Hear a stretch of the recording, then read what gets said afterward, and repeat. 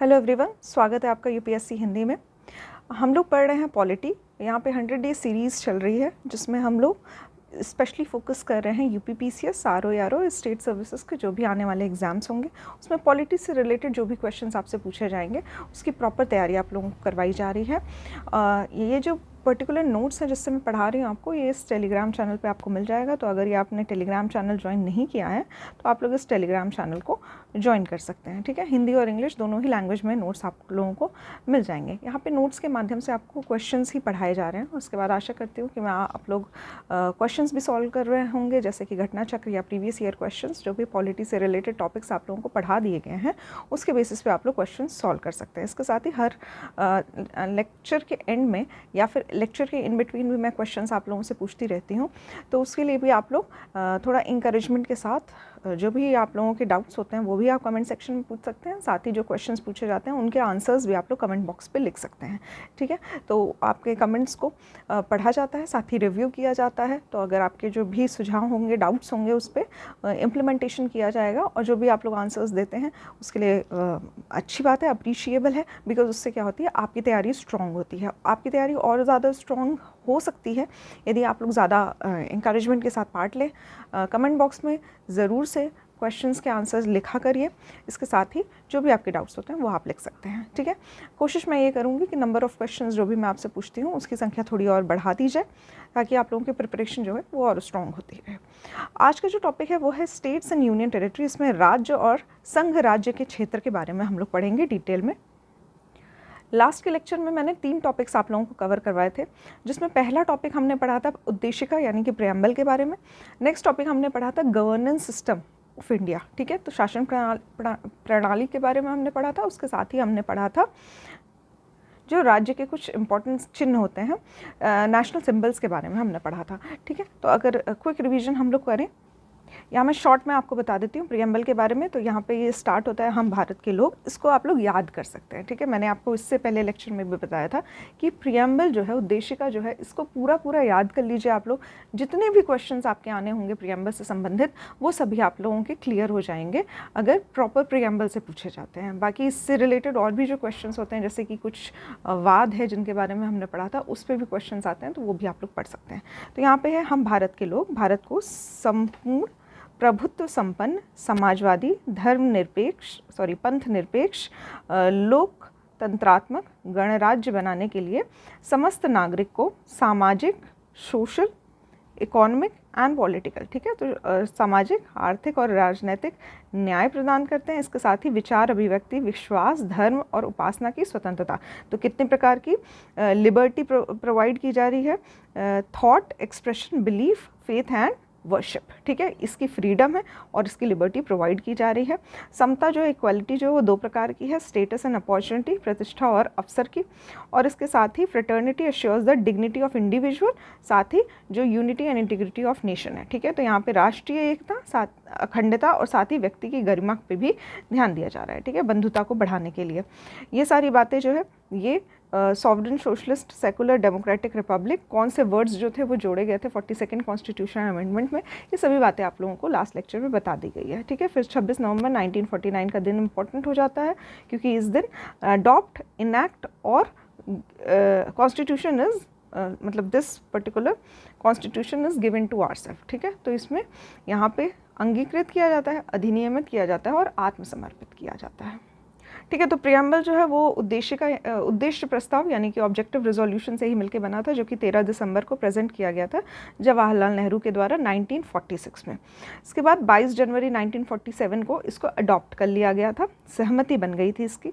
साथ ही जो 42nd कॉन्स्टिट्यूशन अमेंडमेंट हुआ था उसमें 3 वर्ड्स जोड़े गए थे, सोशलिस्ट, सेकुलर और इंटीग्रिटी। ठीक है, इसको याद करने का ट्रिक भी मैंने आपको बताया था, SSI के नाम से आप लोग याद कर सकते हैं। इसके बाद हर ये जो वर्ड लिखा हुआ है, sovereign, socialist, secular, democratic, republic, इन सभी वर्ड्स के मायने क्या होते हैं, मतलब क्या होता है, ये सभी मैंने आपको लास्ट के लेक्चर में बताया था।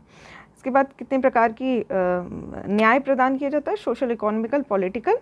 इसके साथ ही कुछ स्टेटमेंट्स दी गई थी, जैसे सर अलादी कृष्ण स्वामी अय्यर ने कुछ बातें कही थी, KM मुंशी ने कहा था इसको हॉरोस्कोप की तरह। कुछ इंपॉर्टेंट वाद हैं इसके बारे में, जैसे कि सबसे इम्पॉर्टेंट और सबसे पहला हो जाता है 1960 का बेरूवारीवाद, जिसमें उद्देशिका को संविधान का अंग नहीं माना गया था। ठीक है, तो याद कर सकते हैं आप, इम्पॉर्टेंट है, इसमें अंग नहीं माना गया था 1960 के बेरूवारीवाद में। नेक्स्ट आता है 1967 का, जिसमें गोलकनाथ बनाम पंजाब राज्य का केस है। इसमें उद्देशिका को मूल आत्मा माना गया है। ठीक है, ये वर्ड जो है ये काफ़ी इंपॉर्टेंट है। मूल आत्मा किस में माना गया, ये क्वेश्चन भी बन सकता है आपसे ऑब्जेक्टिव टाइप, साथ ही मेंस आंसर राइटिंग में भी आप लोग इसके बारे में लिख सकते हैं। तो मूल आत्मा माना गया था गोलकनाथ बनाम पंजाब राज्य 1967 में। इसके साथ नेक्स्ट आता है केशवानंद भारती बनाम केरल राज्य, जो कि काफ़ी इंपॉर्टेंट केस है 1973 में। इसमें उद्देशिका को संविधान का अंग माना गया था। ठीक है, तो इसका भाग माना गया था, इंपॉर्टेंट हो जाता है।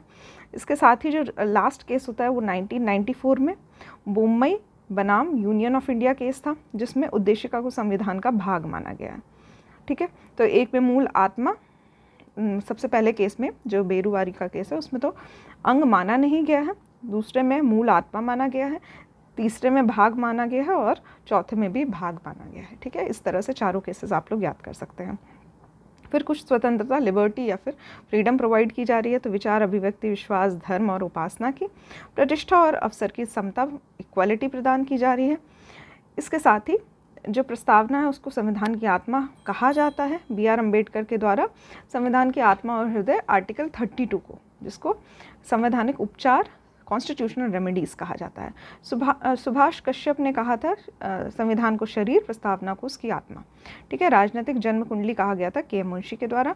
BR अम्बेडकर ने संविधान को एक पवित्र दस्तावेज के नाम से संबोधित किया था। ठीक है, नेक्स्ट आता है शासन प्रणाली, द गवर्नेंस सिस्टम कितने प्रकार का होता है, ये हमने पढ़ा था। तो पहला होता है राजतंत्र, जिसमें कोई व्यक्ति होता है जो कि राजा होता है, उसके अंडर ही एक हेरिडिटरी पोस्ट होती है कि राजा का बेटा राजा बनता है और इस तरह से शासन चलता रहता है। फिर कुलीन तंत्र होता है, जिसमें कुछ ग्रुप ऑफ पीपल्स होते हैं, ऑटोक्रेट्स होते हैं, एरिस्टोक्रेसी कहा जाता है इसमें, और वही लोग शासन करते हैं। ठीक है, फिर तानाशाही होता है, जिसमें डिक्टेटरशिप होता है, जैसे कि आप लोग देख सकते हैं नॉर्थ कोरिया में एक डिक्टेटरशिप है, तानाशाही चलती है, वहाँ पर एक पर्टिकुलर पर्सन है जो खुद को रूलर बताते हैं उस पर्टिकुलर एरिया का।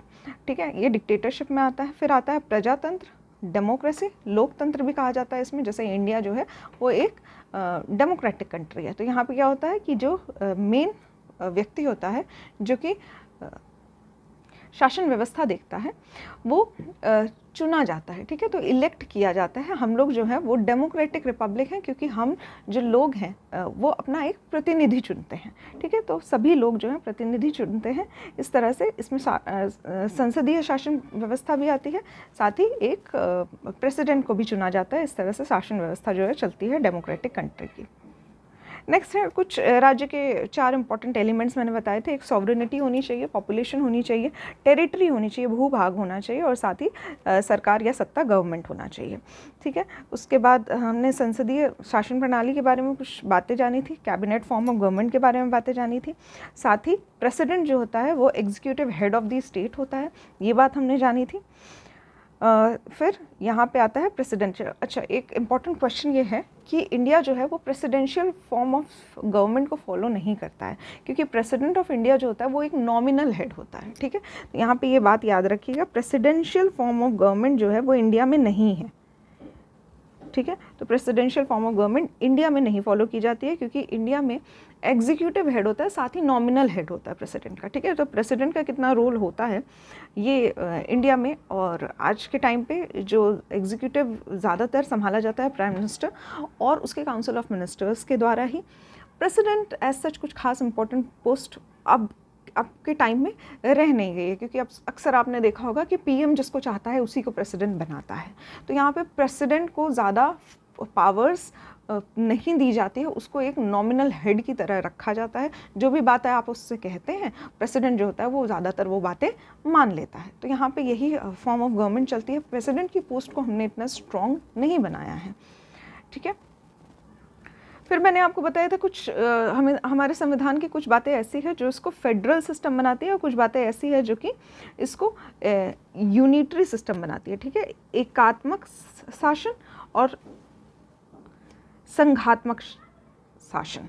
ठीक है। तो यहाँ पे यूनिटरी सिस्टम, फेडरल सिस्टम के कुछ एग्जांपल्स हैं, जैसे वो मैंने आपको बताए थे। जैसे कि अगर यूनिटरी सिस्टम की बात की जाए तो राज्यपाल का पद आता है, ऑल इंडिया सर्विसेज आती हैं, सिंगल सिटीजनशिप आती है, आपातकाल का जो प्रावधान होता है, राज्यसभा के असमान प्रतिनिधित्व जो होता है, ये भी यूनिटरी सिस्टम को दर्शाता है। ठीक है, ये भी आपको क्वेश्चन जो है वो इसमें एग्जाम्पल के फॉर्म में मिल जाएगा। जैसे कि क्वेश्चन में आपसे पूछा जाएगा, 4-5 पॉइंट्स दिए होंगे कि इसमें कौन सा ऐसा पॉइंट है जो आपको यूनिटरी सिस्टम ऑफ गवर्नेंस बताता है। ठीक है, तो उसमें कुछ जो पॉइंट्स होंगे वो आप देख सकते हैं कि कौन सी ऐसी चीज़ें हैं जो किसी एक सेंटर को स्ट्रॉन्ग कर रही है। ठीक है, तो जब भी कोई चीज़ सेंटर को स्ट्रॉन्ग करती है तो वो उसकी यूनिटरी पावर होती है, यूनिटरी सिस्टम होता है।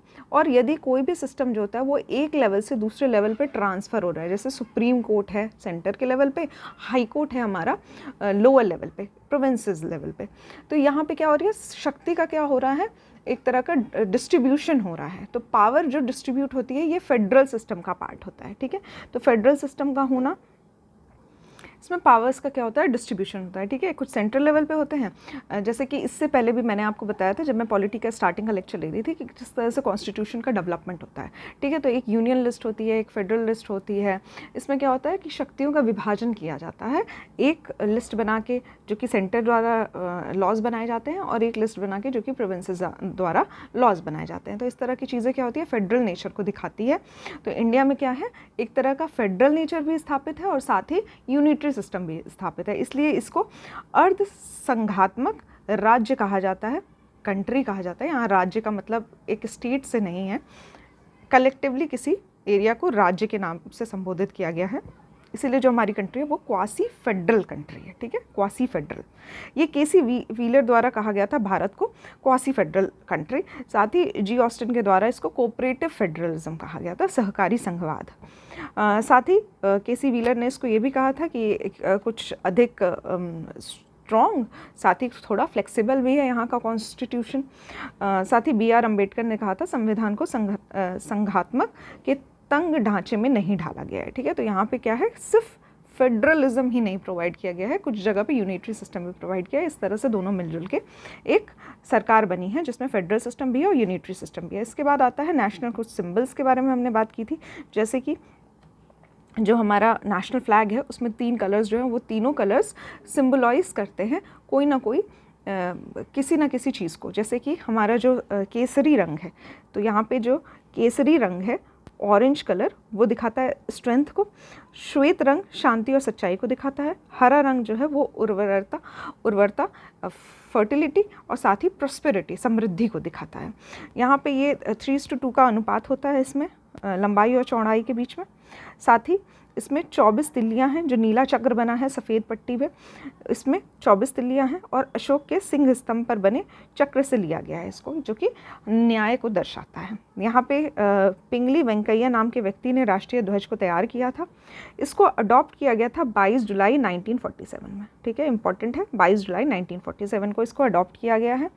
राज चिन्ह जो है वो अशोक के सिंह स्तंभ से लिया गया है और इसको 26 जनवरी 1950 को अडॉप्ट किया गया था। 26 जनवरी 1950 को हमारा राज चिन्ह जो है अडॉप्ट किया गया था, सत्यमेव जयते मुंडक उपनिषद से लिया गया है। राष्ट्रगान जो जनगण मन है, इसको 24 जनवरी 1950 को अडॉप्ट किया गया था, 24 जनवरी 1950 को। और इसी दिन जो है राष्ट्रगीत भी अडॉप्ट किया गया था, 24 जनवरी 1950 को ही राष्ट्रगीत वंदे मातरम अडॉप्ट किया गया था। ठीक है, तो साथ ही जो वंदे मातरम है ये लिया गया है बंकिम चंद्र चटर्जी के आनंद मठ से, और जो जनगण मन है उसको लिया गया है रविन्द्रनाथ टैगोर के गीतांजलि से। ठीक है, ये भी इंपॉर्टेंट डेटा है, याद कर सकते हैं आप। पहली बार कब गाया गया था ये भी मैंने आपको बताया है। इसके साथ ही कुछ चीज़ें जैसे गंगा डॉल्फिन, इसको भारत का aquatic animal, national aquatic animal घोषित किया गया है। नेशनल एनिमल जो है उसको मोर घोषित किया, टाइगर घोषित किया गया है, और राष्ट्रीय पक्षी जो है उसको मोर घोषित किया गया है। ठीक है, तो यहाँ पे इंडियन पिकॉक जो है वो राष्ट्रीय पक्षी हो जाता है। इसके साथ ही 2008 में राष्ट्रीय नदी जो है वो गंगा नदी को घोषित किया गया था, और साथ ही और भी इंफॉर्मेशन जो थी वो मैंने आपको दी थी। आज हम लोग स्टार्ट करेंगे राज्य और संघ राज्य क्षेत्र, स्टेट्स और यूनियन टेरिटरीज़ के साथ। ठीक है, तो भारतीय स्वतंत्रता अधिनियम 1947, ठीक है, इंडियन इंडिपेंडेंस एक्ट 1947 के द्वारा दो स्वतंत्र और पृथक प्रभुत्व वाले देश भारत और पाकिस्तान का निर्माण किया गया था। ठीक है, भारत और पाकिस्तान दो अलग अलग देश बनाए गए थे। देसी रियासतें जो थी उनके समक्ष तीन विकल्प रखे गए थे। जो प्रिंसली स्टेट्स थे उनके समक्ष तीन विकल्प रखे गए थे, या तो वो भारत में शामिल हो जाएं, या फिर पाकिस्तान में शामिल हो जाएं, या फिर स्वतंत्र रहें। ठीक है, तो भारतीय सीमा के अंतर्गत 552 देसी रियासतें थी उस वक्त पे, 552, जिसमें से 549 जो थी वो भारत में शामिल हो गई थी। ठीक है, 1947 तक आते आते इंडिपेंडेंस डे तक इतनी रियासतें जो थी वो एक्सेप्ट कर लिया था उन्होंने भारत में रहना। लेकिन जो तीन राज्य थे जिसमें हैदराबाद, जूनागढ़ और कश्मीर आते हैं, ये भारत में शामिल होने से इन्होंने मना कर दिया था। ठीक है, इसके बाद जो हैदराबाद है इसको पुलिस कार्रवाई के द्वारा शामिल कर दिया गया था। इंडिया में एक इम्पॉर्टेंट ऑपरेशन चलाया गया था जिसको ऑपरेशन पोलो कहा जाता है। ठीक है, ठीक है, तो यहाँ पे ऑपरेशन पोलो के द्वारा हैदराबाद को पुलिस कार्रवाई के द्वारा इंडिया का पार्ट बना लिया गया था। इसके साथ ही जो जूनागढ़ है इसमें जनमत संग्रह हुआ था। ठीक है, एक काइंड ऑफ पोल करवाया गया था, पोलिंग करवाई गई थी, जिसमें जनता से पूछा गया था कि आप लोग कहाँ रहना चाहते हैं। ठीक है, तो जनता की जो राय थी वो थी इंडिया के साथ जुड़ना। तो यहाँ पे जनमत के संग्रह से पता चला कि जूनागढ़ जो है उसको भी इंडिया का पार्ट मान लिया गया है। हालांकि जो जूनागढ़ के राजा थे वो भाग गए थे पाकिस्तान में। तो यहाँ पे हैदराबाद और जूनागढ़ दोनों को ही इंडिया का पार्ट बना लिया गया था। जो कश्मीर है कश्मीर को विलय पत्र के द्वारा भारतीय संघ में शामिल कर लिया गया था। तो यहाँ पे इंस्ट्रूमेंट ऑफ एक्सेशन साइन किया गया था, विलय पत्र जिसको कहा जाता है, जिसके तहत कश्मीर को इंडिया का पार्ट बना दिया गया था। बट कश्मीर को स्पेशल स्टेटस भी प्रोवाइड किया गया था आर्टिकल 370 के द्वारा। ठीक है, स्पेशल स्टेटस प्रोवाइड किया गया था। इसके साथ ही भाग ए, तो यहाँ पे क्या था, ठीक है, तो संविधान के तहत भारतीय संघ के राज्यों और क्षेत्रों को 4 भाग में वर्गीकृत किया गया था। पहला आता है भाग क ए, पार्ट ए, इसमें वे राज्य थे जहां ब्रिटिश भारत के गवर्नर का शासन था। ठीक है, तो ब्रिटिश भारत के जो गवर्नर का शासन था वो पार्ट ए में आते थे। भाग ख, जिसमें राज्य विधानमंडल के साथ शाही शासन हुआ करता था। ठीक है, तो प्रिंसली स्टेट हुआ करते थे जो कि राज्य प्रमुख के द्वारा गवर्न किए जाते थे। इसके बाद आता है भाग ग, पार्ट सी, जिसमें ब्रिटिश भारत के मुख्य आयुक्त के शासन, जहाँ पे चीफ कमिश्नर हुआ करते थे, उन क्षेत्रों को इंक्लूड किया गया है पार्ट सी में। उसके बाद पार्ट डी आता है जिसमें अकेले अंडमान निकोबार द्वीप को रखा गया था। ठीक है, ठीक है, तो यहाँ पे 4 पार्ट्स में डिवाइड किया गया। बाद में जब स्टेट रीऑर्गेनाइजेशन एक्ट आता है तब ये सभी चारों पार्ट्स को ख़त्म कर दिया जाता है। ठीक है, तो फिर वो नई चीज़ आती है जिसमें हम स्टेट्स और यूनियन टेरिटरीज़ में डिवाइड करते हैं इंडिया के सभी राज्यों को। ठीक है, उसके बाद आता है संविधान के अनुच्छेद 1 सब क्लॉज 1। ठीक है, तो यहाँ पे अनुच्छेद 1 है और इसका सब क्लॉज 1 है। इसके अनुसार भारत अर्थात इंडिया राज्यों का संघ होगा। ठीक है, तो यूनियन ऑफ स्टेट्स कहा जाता है इसको। अनुच्छेद 2 जो है वो भारतीय संघ के नए राज्यों में के प्रवेश या स्थापना की संसद को शक्ति प्रदान करता है। ठीक है, तो यहाँ पे अनुच्छेद 2 जो है वो, इससे पहले मैंने आपको बताया कि यदि कोई राज्य जो कि इंडिया से बाहर की टेरिटरी में है और इंडिया जो है वो उसको उस पर तरह का कब्जा कर लेती है या फिर उस टेरिटरी पे हक अपना जमाती है, तो वहाँ का जो राज्य है वो इंडिया का पार्ट बन जाएगा और ये सभी चीज़ें होंगी आर्टिकल 2 के तहत। ठीक है, आर्टिकल 2 के तहत। उसके बाद अनुच्छेद 3 आता है जिसमें नए राज्यों का निर्माण किया जाता है वर्तमान राज्यों में से ही। ठीक है, तो सभी जो स्टेट्स हैं उन्हीं में से यदि किसी नए राज्य का निर्माण किया जाता है या फिर उसकी सीमा क्षेत्र को बदला जाता है या फिर उसके नाम में परिवर्तन किया जाता है, तो इसकी जो शक्ति संसद को प्रदान की गई है ये आर्टिकल 3 के तहत की गई है। ये सभी जो होती हैं अनुच्छेद 3 के तहत जो भी चेंजेस किए जाते हैं इसके लिए सिंपल मेजॉरिटी, ठीक है, साधारण बहुमत से नए राज्यों का निर्माण किया जाता है। तो यहाँ पे साधारण बहुमत मतलब जो भी व्यक्ति हैं प्रेजेंट उनमें से यदि 50% लोग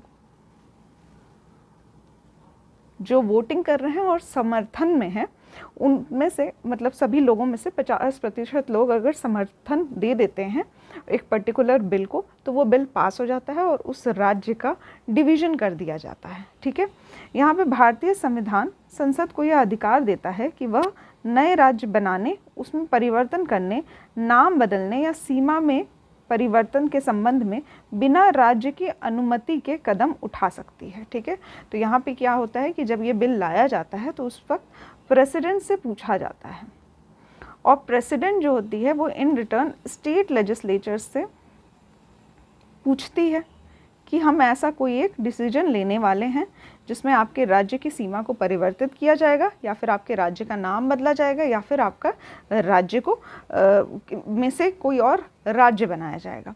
यहाँ पे ये पूछा जाता है, लेकिन सहमति जो होती है वो या तो स्टेट जो होता है वो सहमत हो सकता है या तो असहमत हो सकता है। तो उस केस में प्रेसिडेंट जो है वो इस चीज़ से ज़रा भी उसको फ़र्क नहीं पड़ता कि एक राज्य जो है वो सहमत है या असहमत है। ये सारी प्रोसीडिंग जो होती है ये पार्लियामेंट के द्वारा की होती है। इसमें राज्य की अनुमति लेना ज़रूरी नहीं होता है। इसके साथ ही जो अमेंडमेंट होते हैं 2 और 3 के तहत, ये आर्टिकल 368 के स्कोप से बाहर होते हैं। ठीक है, तो आर्टिकल 368 में संविधान को संशोधन किया जाता है, संविधान संशोधन किया जाता है। ठीक है, लेकिन इस हेतु संविधान संशोधन को आर्टिकल 368 के तहत संशोधन नहीं माना जाएगा। ठीक है, तो आर्टिकल 2 और 3 के तहत जो भी संशोधन होते हैं वो आर्टिकल कॉन्स्टिट्यूशन अमेंडमेंट के अंतर्गत नहीं आते हैं, आर्टिकल 368 के स्कोप से बाहर हैं। ठीक है, इसके बाद वर्तमान में भारतीय संघ में 28 राज्य हैं और 8 संघ राज्य क्षेत्र हैं। ठीक है, 28 स्टेट्स हैं और 8 यूनियन टेरिटरीज हैं। संसद संविधान में संशोधन करके किसी भारतीय भूभाग को किसी अन्य देश को सौंप सकती है। ऐसा भी कर सकती है कि इंडिया का कोई पार्ट जो है वो किसी और कंट्री को दे दिया जाए। ठीक है, जैसे बांग्लादेश के साथ जब हमारी सीमा जो है उसको सीधा किया जा रहा था, तो बहुत सारे ऐसे स्टेट्स थे जिनको बांग्लादेश में शामिल कर दिया गया था। ठीक है, तो ये शक्ति भी संसद के पास है, संविधान के द्वारा दी गई है। इसके साथ ही जून 1948 में भारत सरकार ने एस.के. धर, इम्पॉर्टेंट नाम है, एस.के. धर की अध्यक्षता में भाषाई प्रांत आयोग, जिसे state reorganisation based on linguistic, इस तरह का जो भाषा के आधार पर प्रांत का एक आयोग बनाया गया था, इसकी नियुक्ति की गई थी जून 1948 में। ठीक है, इस आयोग ने अपनी रिपोर्ट दिसंबर 1948 में पेश की।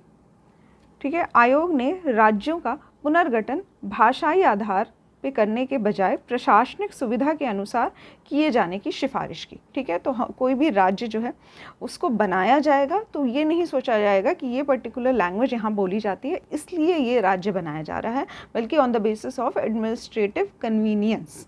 ठीक है, कि किस तरह से प्रशासनिक सुविधा मिल सकती है, उसलिए राज्य बनाए जाने चाहिए, ऐसा इनका कहना था इसके धर कमेटी का। इसके बाद दिसंबर 1948 में जब ये रिपोर्ट प्रेजेंट की गई दिसंबर 1948 में, उसी टाइम पे एक और कमेटी बनाई गई में कांग्रेस द्वारा एस.के. धर कमीशन की अनुशंसाओं का अध्ययन करने के लिए JVP समिति का गठन किया। ठीक है, तो यहाँ पे JVP जो है ये इनिशियल नाम है, जिसमें आते हैं जवाहरलाल नेहरू, V से आते हैं वल्लभ भाई पटेल और P से आते हैं पट्टाभी सीतारमैया। ठीक है, तो JVP समिति कमीशन याद रखना चाहिए आपको। ये इन्होंने भी ये कहा कि इन्होंने अपनी एक रिपोर्ट दी 1949 में, तो दिसंबर 1948 में इसका गठन होता है। अप्रैल 1949 में रिपोर्ट देते हैं जिसमें ये प्रस्तुत किया गया कि इन्होंने भी औपचारिक रूप से अस्वीकार किया कि राज्यों के पुनर्गठन का आधार जो है वो भाषा नहीं होना चाहिए। ठीक है, तो लिंग्विस्टिक बेसिस पे स्टेट का डिवीज़न जो है उसको इन्होंने रिजेक्ट किया।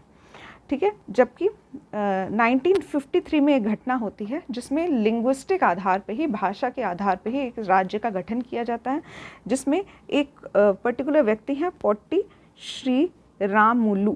ठीक है, ये जो व्यक्ति हैं इन्होंने 56 दिनों की भूख हड़ताल के बाद मृत्यु के कारण इनकी मृत्यु हो जाती है। भूख हड़ताल करते हैं ये लोग, ये पर्टिकुलर व्यक्ति 56 डेज़ की भूख हड़ताल करते हैं, उसके बाद इनकी मृत्यु हो जाती है। उसके कारण काफ़ी रोष होता है लोगों में और इसलिए भाषा के आधार पर आंध्र प्रदेश राज्य का गठन करना पड़ता है। ठीक है, तो ये पहला राज्य था जो कि भाषा के आधार पे इसका गठन किया जाता है। 1953 में इसका गठन होता है। तो आंध्र प्रदेश जो है वो भाषा के आधार पर गठित होने वाला देश का पहला राज्य है। ठीक है, आंध्र प्रदेश। स्वतंत्रता के पश्चात फजल अली की अध्यक्षता में एक राज्य पुनर्गठन आयोग का गठन किया गया था 1953 में। ठीक है, तो उसी वर्ष जिस वर्ष पे इनकी मृत्यु होती है उसी वर्ष एक आयोग का गठन किया जाता है जिसको स्टेट रीऑर्गेनाइजेशन कमीशन कहा जाता है 1953। ठीक है, इसकी अध्यक्षता जो थी वो फजल अली ने की थी। 2 और मेंबर थे, KM पनिक्कर और HN कुंजरू। ठीक है, ये सभी नाम इम्पॉर्टेंट हो जाते हैं। इस आयोग की कुछ अनुशंसाओं को राज्य पुनर्गठन अधिनियम 1956 में लागू किया गया था। ठीक है, तो स्टेट रीऑर्गेनाइजेशन कमीशन का गठन किया जाता है जो कि लेटर ऑन कुछ रिकमेंडेशंस देती है, उसी के आधार पर स्टेट रीऑर्गेनाइजेशन एक्ट 1956 लागू किया जाता है। ठीक है, ठीक है, फिर यहाँ पे एक चार्ट बनाया गया है नए राज्यों के गठन का। ये सभी पॉइंट्स इंपॉर्टेंट हैं और हर एक पॉइंट पे क्वेश्चन पूछे जाते हैं। ठीक है, या फिर match the following type question दे दिया जाएगा जिसमें आपसे कुछ राज्यों के नाम लिखे होंगे और उनके गठन का वर्ष लिखा होगा डेट के साथ। ठीक है, तो ये आपको याद होना चाहिए। Match the following type questions भी अक्सर पूछे जाते हैं, साथ ही ऑब्जेक्टिव टाइप क्वेश्चंस भी पूछे जाते हैं इसके बेसिस पे। सो पहला राज्य जो था वो है आंध्र प्रदेश, जिसको भाषा के आधार पर बनाया गया था 1 अक्टूबर 1953 को। ठीक है, याद कर लीजिए 1953। नेक्स्ट आता है गुजरात, जिसको सौराष्ट्र से अलग करके बनाया गया था। तो गुजरात जो है ये फॉर्म होता है 1 मई 1960 को। 1960 में गुजरात का गठन किया जाता है। ठीक है, उसके बाद आता है नागालैंड। नॉर्थ ईस्ट का जो पहला स्टेट है फॉर्म होता है वो है नागालैंड। नागालैंड 1 दिसंबर 1963 को बनाया जाता है। इसके बाद आता है हरियाणा, जो कि 1 नवंबर 1966 को गठन किया जाता है इसका। ठीक है, अभी यहाँ पे अगर आपको डेट नहीं याद हो रही है तब भी इसमें कोई ज़्यादा प्रॉब्लम की बात नहीं है, बस आप ईयर याद रखिए, बिकॉज ईयर याद रखना बहुत ज़्यादा इम्पॉर्टेंट हो जाता है। तो 1966 ये ज़रूर से याद रखिए। हरियाणा का गठन जो है वो इसी वर्ष किया गया था। 1963 नागालैंड से रिलेटेड है। इसके बाद आता है हिमाचल प्रदेश। हिमाचल प्रदेश पहले यूनियन टेरिटरी हुआ करता था, बाद में इसको राज्य घोषित कर दिया गया 1971 में। ठीक है, इसी के एक वर्ष के बाद 3 राज्यों का गठन किया गया नॉर्थ ईस्ट में, मेघालय, मणिपुर और त्रिपुरा। ठीक है, लोकेशन आपको पता ही है, मेघालय, मणिपुर और त्रिपुरा। इन तीनों का गठन 21 जनवरी 1972 को किया जाता है। ठीक है, 1972 याद कर सकते हैं आप। तीनों का डेट जो है वो सेम है। 1972 में 3 राज्यों का, नॉर्थ ईस्ट के 3 राज्यों का गठन होता है, मेघालय, मणिपुर और त्रिपुरा। इससे पहले नागालैंड का गठन कर दिया गया था। इसके बाद आता है सिक्किम। वेस्ट बंगाल से अलग करके सिक्किम राज्य बनाया जाता है 1975 याद कर सकते हैं आप लोग। इसके बाद अनदर एक नॉर्थ ईस्ट का ही राज्य है मिज़ोरम। इसको बनाया जाता है 1987 में। 1987 20 फरवरी 1987 को एक और राज्य का गठन किया जाता है, अरुणाचल प्रदेश। तो ये भी दोनों आप लोग याद कर सकते हैं, मिज़ोरम और अरुणाचल प्रदेश का गठन एक ही दिन और एक ही वर्ष में हुआ था, 20 फरवरी 1987। इसके बाद 1987 में ही गोवा का भी गठन किया जाता है। गोवा राज्य के रूप में बनाया जाता है 30 मई 1987 को। उसके बाद आता है छत्तीसगढ़, 1 नवंबर 2000। अभी 2000 में 3 अलग अलग राज्यों का गठन किया गया है। ये तीनों ही राज्य और तीनों की डेट भी इम्पॉर्टेंट है। ठीक है, तो match the following type question में डेट के साथ पूछा गया था ये क्वेश्चन, प्रीवियस ईयर क्वेश्चन है आपका, ये भी आप याद रख सकते हैं। तो सबसे पहले छत्तीसगढ़ बनाया गया था। ठीक है, सी से मैं लिख रही हूँ। उसके बाद आता है उत्तराखंड, उसके बाद आता है झारखंड। ठीक है, याद कर सकते हैं आप CUJ करके। तो यहाँ पे छत्तीसगढ़ 1 नवंबर 2000 को बना था, उत्तराखंड 9 नवंबर 2000 में बना था और झारखंड जो है वो 15 नवंबर 2000 में इसका गठन किया गया था। इसके बाद जो अंतिम राज्य है वो है तेलंगाना, जो कि 2 जून 2014 में इसका गठन किया गया है। ठीक है, इसके बाद ये सभी 28 स्टेट्स के बारे में हमने पढ़ लिया, जो भी नए राज्य बनाए गए थे, नए राज्यों का गठन किया गया था, किस वर्ष किया गया था, एक सीक्वेंस के अकॉर्डिंग हमने देख लिया है। ये लिस्ट जो है वो आपको याद होनी चाहिए, बार बार उसको रिवाइज़ करिए। ये पूरी लिस्ट जो है, ये जो बनाई गई है, ये एक बार खुद से भी इसको लिखने की कोशिश करिए। सेल्फ रिटन नोट्स पे मैं अक्सर जोर देती हूँ कि ये जो नोट्स हैं ये तो प्रोवाइड कर ही दिए जाएंगे आपको, आप चाहें तो इसका प्रिंट आउट ले सकते हैं, साथ ही इसको अपने खुद से लिख सकते हैं। तो खुद से लिखने में क्या होता है कि वो बातें आपके दिमाग में जो होती है वो ज़्यादा दिनों के लिए बैठ जाती हैं। इसके साथ ही कुछ यूनियन टेरिटरीज़ के बारे में भी कुछ बातें जान लेते हैं। 8 यूनियन टेरिटरी है करेंटली, और इसमें सबसे पहला है दिल्ली, चंडीगढ़, जम्मू एंड कश्मीर, लद्दाख, फिर पुदुचेरी। पुदुचेरी में 4 चीज़ें आती है, मतलब पुदुचेरी इटसेल्फ, उसके बाद यनम, माहे, करिकल। ठीक है, ये सभी पुदुचेरी का ही पार्ट है और अलग अलग लोकेशंस पे हैं। इसकी लोकेशंस आप लोग देख सकते हैं मैप में, इंडिया के मैप में, ज़रूर से देख लीजिए क्योंकि ये सभी पार्ट जो है वो एक ही यूनियन टेरिटरी का है। इसके बाद आता है Andaman and Nicobar, Lakshadweep, Dadar and Nagar Haveli and Daman and Diu. ठीक है, पहले ये अलग अलग हुआ करती थी, अब इनको कंबाइंडली एक ही यूनियन टेरिटरी माना गया है, Dadar and Nagar Haveli and Daman and Diu. ठीक है, तो ये सभी जो है ये आपकी यूनियन टेरिटरीज़ हैं। इसके साथ ही एक क्वेश्चन मैं आपसे डिस्कस कर लेती हूँ। इसी पे बेस्ड एक क्वेश्चन पूछा गया था कि कितने नंबर ऑफ लोकसभा की सीट्स जो हैं वो यूनियन टेरिटरीज़ को दी गई है। ठीक है, तो आर्टिकल 81 के द्वारा जो कि अमेंड किया गया है, 31वां अमेंडमेंट एक्ट है 1973 में, इसमें गोवा, दमन एंड दीव रीऑर्गेनाइजेशन एक्ट 1987 कहा जाता है of the constitution for the Lok Sabha maximum जो इलेक्टेड मेंबर्स की सीट है वो 530 है। 530 में से जो 30 सीटें हैं ये यूनियन टेरिटरीज़ को दी गई है। ठीक है, करेंटली जो है वो यूनियन टेरिटरीज़ के पास 19 सीटें हैं, जिसमें से दिल्ली के पास 7 सीटें हैं, अंडमान एंड निकोबार के पास 1 सीट है, चंडीगढ़ के पास 1 सीट है, Dadar and Nagar Haveli and Daman and Diu के पास 2 सीटें हैं, लक्षद्वीप के पास 1 सीट है, पुदुचेरी के पास 1 सीट है, जम्मू एंड कश्मीर के पास 5 सीटें हैं, याद रखिएगा 5 सीटें हैं, और लद्दाख के पास 1 सीट है। ठीक है, इसके साथ ही जो राज्यसभा की सीट्स हैं वो हैं 8, जिसमें दिल्ली के पास 3 है, पुदुचेरी के पास 1 है और जम्मू एंड कश्मीर के पास 4 सीटें हैं। ठीक है, तो इस तरह से आप देख सकते हैं कि ये सभी जो यूनियन टेरिटरीज़ को दी गई सीट्स हैं वो उसका बारे में यहाँ पे उल्लेख किया गया है। इसके साथ ही एक और क्वेश्चन है कि आर्टिकल 240 जो है वो प्रेसिडेंट को पावर देता है कि वो यूनियन टेरिटरीज़ के ऊपर रूल कर सके, उनके लॉज से रिलेटेड कुछ रूल्स बना सके। ठीक है, तो उन पे लॉज या फिर रूल्स बना सके, ऐसा आर्टिकल 240 में दिया हुआ है। ठीक है, तो प्रेसिडेंट जो है वो रेगुलेट करती है यूनियन टेरिटरीज़ को, और इसमें कुछ स्पेशल प्रावधान दिए गए हैं, जैसे 241 सब क्लॉज है और इसका सब क्लॉज है ए, जिसमें अंडमान एंड निकोबार का मेंशन मिलता है। ठीक है, उसके बाद लक्षद्वीप आता है जो कि 240 बी का पार्ट है, और दादर एंड नागर हवेली 240 सी का पार्ट है। ठीक है, उसके बाद दमन एंड दीव 240 सब क्लॉज 1 के डी का पार्ट है, और पुदुचेरी जो है वो 240 ई का पार्ट है। ठीक है, तो यहाँ पे क्वेश्चन ये था कि इसमें से कौन सा गलत है। ठीक है, तो अभी क्या है, करेंटली दमन एंड दीव को दादर एंड नागर हवेली का पार्ट बना दिया गया है। ठीक है, तो इसलिए इस पर्टिकुलर आर्टिकल को रिपील कर दिया गया है, निरस्त कर दिया गया है। ठीक है, तो अब ये डी जो है वो मेंशन नहीं होता है, ये सी के साथ ही जोड़ दिया गया है इसको, दमन एंड दीव को भी।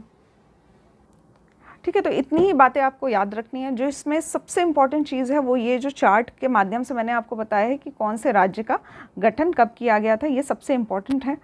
ये इसी पे बेस्ड सारे क्वेश्चंस आपसे पूछे जाएंगे।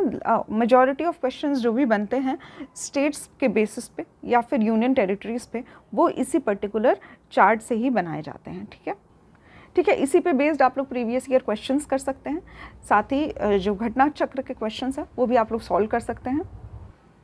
नेक्स्ट टॉपिक हम लोग देखेंगे नागरिकता के बारे में, सिटीजनशिप। तो भारतीय संविधान के भाग 2 के अंतर्गत अनुच्छेद 5 से 11 तक नागरिकता का उल्लेख किया गया है। ठीक है, पार्ट 2 आर्टिकल 5 से लेकर 11 तक नागरिकता के बारे में बातें बताता है। ठीक है, भारत में ब्रिटेन के समान ही एकल नागरिकता का प्रावधान है। ठीक है, सिंगल सिटीजनशिप प्रोवाइड की जाती है, सिर्फ कंट्री की सिटीजनशिप होती है, किसी स्टेट की सिटीजनशिप नहीं होती है इंडिया में। ठीक है। इसके साथ ही अनुच्छेद 11 के अंतर्गत संसद को नागरिकता के संबंध में विधि बनाने की शक्ति प्रदान की गई है, ठीक है। तो आर्टिकल 11 जो है वो पार्लियामेंट को ये राइट देता है, पावर देता है कि वो सिटीजनशिप से रिलेटेड जो भी लॉज हैं वो बना सकती है। संसद द्वारा भारतीय नागरिकता अधिनियम 1955 पारित किया गया था। इंडियन सिटीजनशिप एक्ट 1955 पारित किया गया था, ठीक है। भारतीय नागरिकता जो है वो 5 प्रकार से प्राप्त की जा सकती है, ठीक है। तो 5 प्रकार से प्राप्त करने का जो ये पांचों ही प्रक्रियाएं हैं ये हम लोग डिटेल में पढ़ेंगे और इन सभी को आपको याद करना है क्योंकि अक्सर इस पे क्वेश्चन जो है वो आपको मिल जाएंगे, ठीक है। तो सबसे पहला जो प्राप्त करने का तरीका है वो है जन्म, ठीक है। दूसरा है वंश परंपरा, bye decent, by birth, bye decent, जिसको जनरेशन भी कहा जाता है। एक जनरेशन से दूसरी जनरेशन में आपका जो सिटीजनशिप है वो ट्रांसफ़र करती है कि यदि कोई बच्चा जो है जिसके माता पिता भी इंडियन हैं, उसके माता पिता भी इंडियन थे और इस तरह से ये सीरीज़ चलती जाती है जिसमें grand parents, great grand parents आते हैं, ये सभी इंडियंस थे। तो जो बच्चा पैदा हुआ है फैमिली में वो भी इंडियन ही होगा, ठीक है, उसको भी सिटीजनशिप मिल जाएगी। और बाय डिसेंट भी होता है और साथ ही रजिस्ट्रेशन के माध्यम से, ठीक है, रजिस्ट्रेशन करवाया जाता है इंडियन एम्बेसी में जाके, वहाँ पे रजिस्ट्रेशन होता है, उसके माध्यम से भी सिटीजनशिप मिल जाती है जिसमें कुछ प्रावधान होते हैं।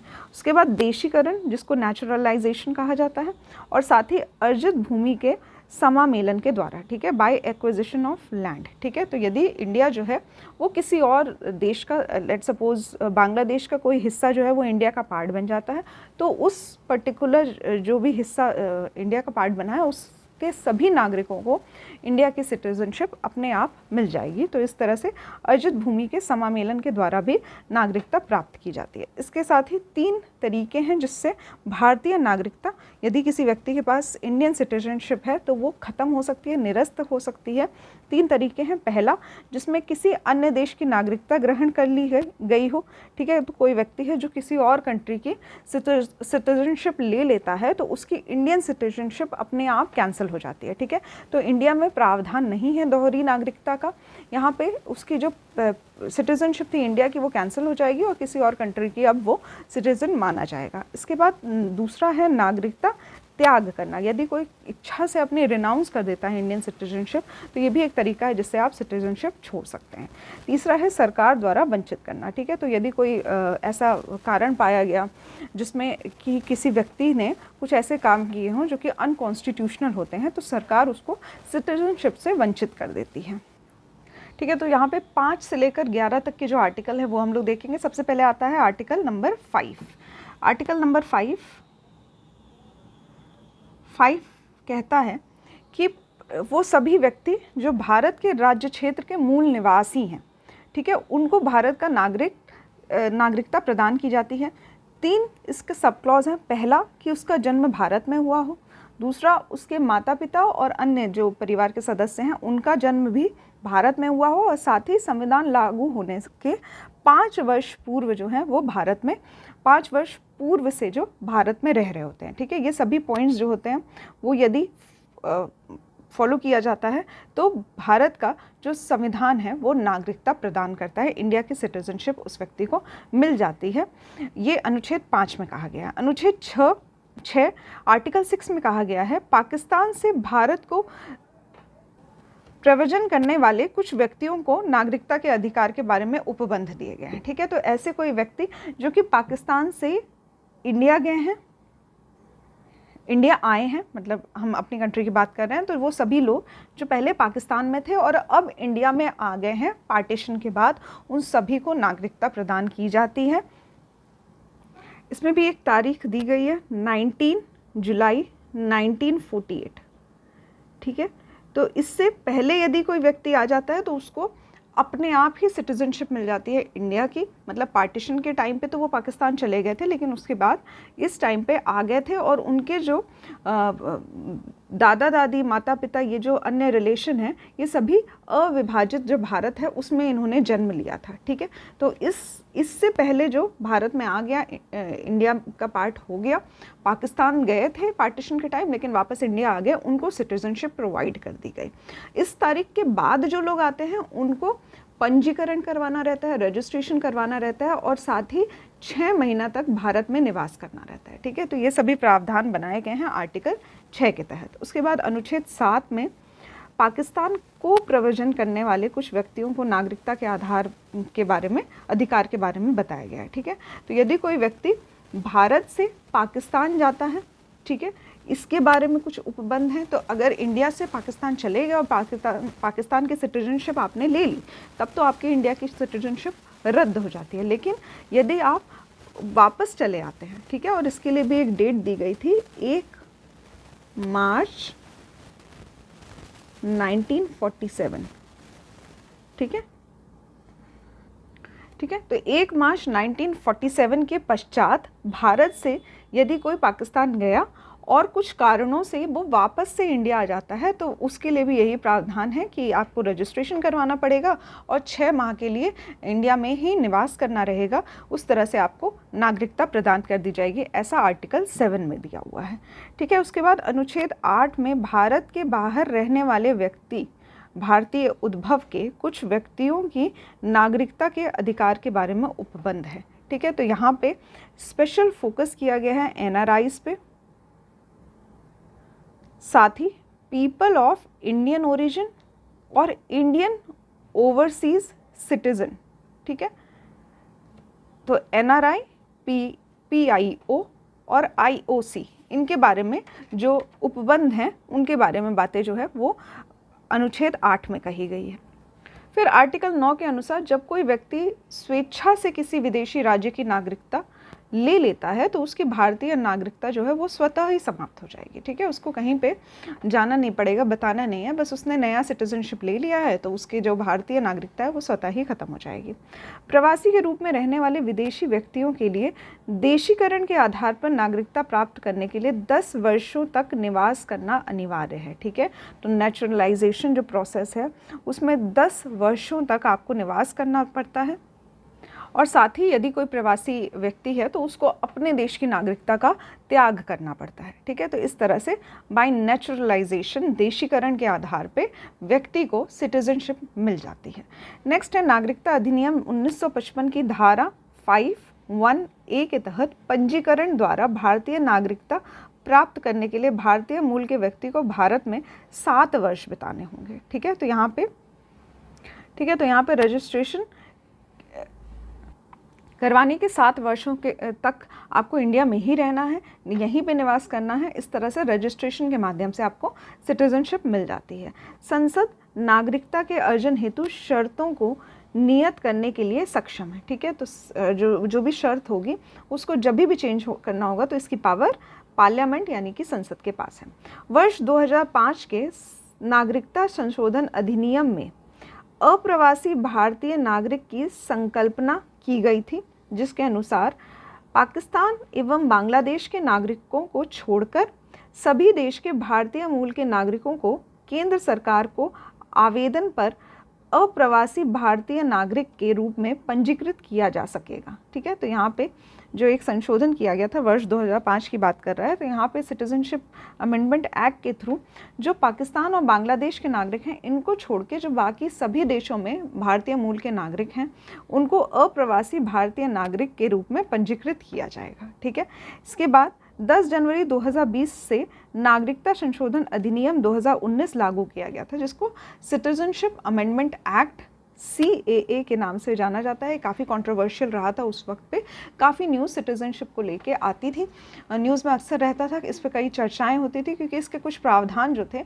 वो कुछ लोगों को या फिर कुछ अभी आगे हम लोग पढ़ेंगे कि कुछ स्पेशल रिलीजन को फोकस करके ही सिटीजनशिप दी जा रही थी। ठीक है, जैसे यह अधिनियम जो है अफ़गानिस्तान, पाकिस्तान और बांग्लादेश के हिंदू, ठीक है, यहाँ पे रिलीजन देखिए, हिंदू, सिख, बौद्ध, जैन, पारसी और ईसाई, इन सभी धर्म के अवैध प्रवासियों को नागरिकता देने का प्रावधान था। ठीक है, अभी यहाँ पे जो सभी इस देश के जो अप्रवासी लोग हैं, यहाँ से जो अवैध रूप से प्रवास करके इंडिया में घुस गए हैं, उन सभी में से जो मुस्लिम धर्म के लोग हैं उनको सिटीज़नशिप नहीं दी जाएगी, बाकी सभी धर्मों के लोगों को सिटीज़नशिप दी जाएगी। इस वक्त उनका ये कहना था कि जो पाकिस्तान है या अदर जो नेबरिंग कंट्रीज़ हैं, बांग्लादेश हुई या फिर जो और भी श्रीलंका वगैरह, ये सब जो नेबरिंग कंट्रीज़ हैं, इसमें जो हिंदू हैं, सिख हैं, बौद्ध हैं, जैन हैं, पारसी हैं और ईसाई हैं, ये सभी माइनॉरिटीज़ में हैं और ये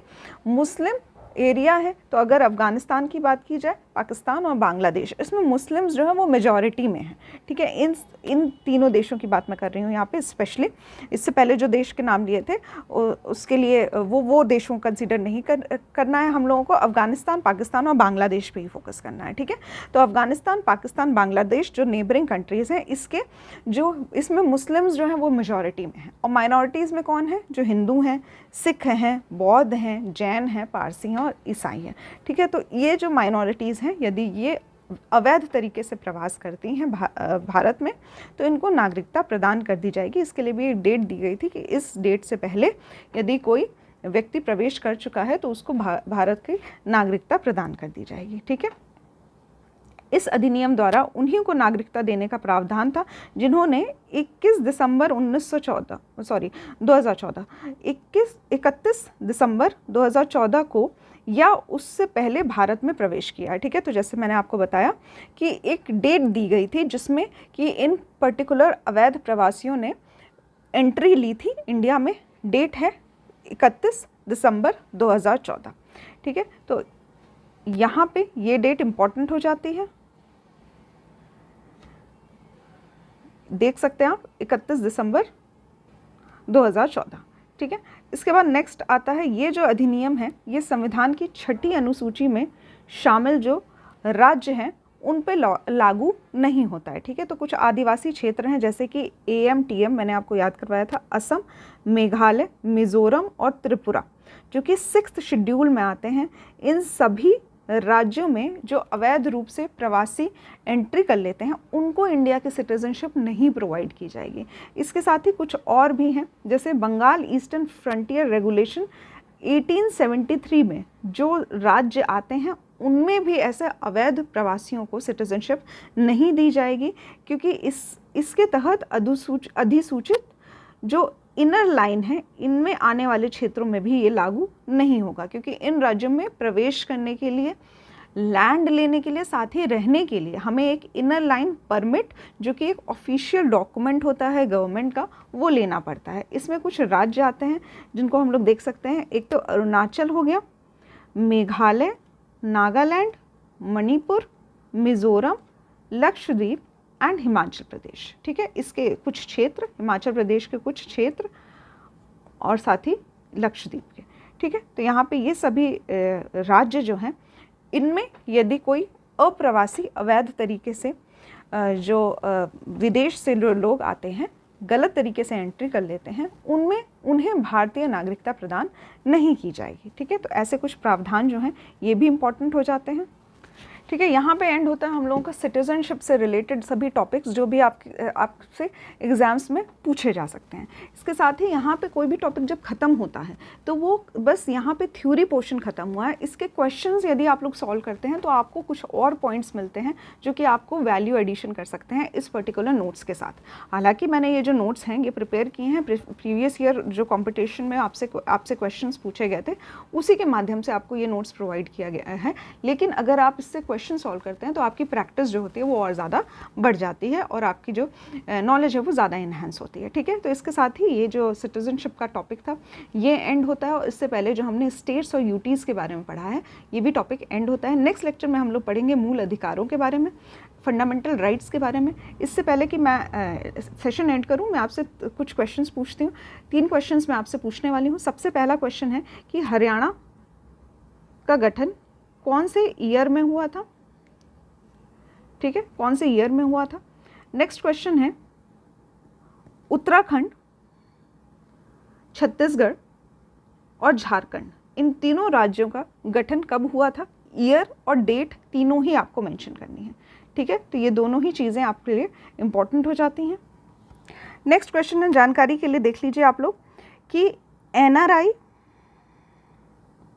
PIO और Indian overseas citizenship of India OCI, इसमें क्या फ़र्क होता है। ठीक है, तो ये सभी 2015 में OCI को भी PIO का पार्ट बना दिया गया था। ठीक है, तो NRI नॉन रेजिडेंट इंडियन और पर्सन ऑफ इंडियन ओरिजिन, ठीक है, और साथ ही ओवरसीज सिटीजनशिप ऑफ इंडिया, इन तीनों में क्या फ़र्क होता है। 2015 में इसको और इसको मिला दिया गया था। तो इन सभी चीज़ों में क्या डिफरेंस है ये आपको देखना है। जानकारी के लिए आप लोग इसको पढ़ सकते हैं। इसके साथ ही नेक्स्ट लेक्चर में आपको इसकी जानकारी मैं आपको डिटेल में दूंगी कि NRI PIO में क्या फ़र्क होते हैं, किस लिए इनके नाम ये रखे गए हैं, साथ ही इनसे रिलेटेड कुछ प्रावधान बनाए गए हैं सिटीजनशिप से रिलेटेड, वो भी मैं आपको बताऊंगी। साथ ही नेक्स्ट लेक्चर में हम लोग फंडामेंटल राइट्स से रिलेटेड, मूल अधिकारों से रिलेटेड बातें जो हैं, प्रावधान जो हैं कॉन्स्टिट्यूशन में दिए गए हैं, वो हम लोग देखेंगे। लेक्चर अगर आपको अच्छा लगे तो आप लोग लाइक कर सकते हैं, साथ ही अपने फ्रेंड्स में शेयर कर सकते हैं और लोगों को भी जानकारी दे सकते हैं UPSC हिंदी चैनल के बारे में। साथ ही सब्सक्राइब कर सकते हैं और लोगों को भी बता सकते हैं इनके बारे में। कोई भी सुझाव हो वो आप लोग कमेंट बॉक्स में लिख सकते हैं। और लेक्चर अगर समझ में आ रहा है तो इसको रिवाइज करते रहिए। इससे रिलेटेड जो भी क्वेश्चंस आप लोग सॉल्व कर सकते हैं, प्रीवियस ईयर क्वेश्चंस, और भी जहाँ पे भी जो भी सोर्सेज हैं आपके क्वेश्चंस के, वो आप लोग सॉल्व कर सकते हैं वहाँ से। ये जो टॉपिक्स हैं ये सभी कवर हो चुके हैं। रिवाइज करते रहिए, अपने नोट्स से रिवाइज करते रहिए, साथ ही जो वीडियोज़ हैं उनको बार बार देखिए। ठीक है, तो इससे क्या होगा, आपका प्रॉपर रिवाइज हो जाएगा। आज के लेक्चर में बस इतना ही। Thank you everyone, thank you for watching the lecture.